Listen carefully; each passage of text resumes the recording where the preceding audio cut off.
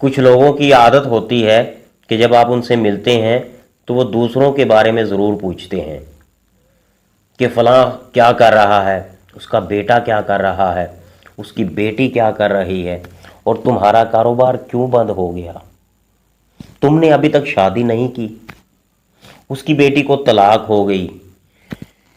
ऐसे लफ्ज़ों के तीर मारते हैं और लफ्ज़ों के तीर मारकर दूसरों के चेहरों से खुशी छीन लेते हैं। किसी की बेटी को तलाक हुई है, किसी का बेटा क्या कर रहा है, यार बस आप उनके लिए दुआ करें। बात हमेशा हिकमत से करें, विजडम से करें कि क्या ये बात मेरे पूछने वाली है या नहीं। कहीं मेरी इस बात से उस बहन का, उस बेटी का दिल तो नहीं दुख जाएगा।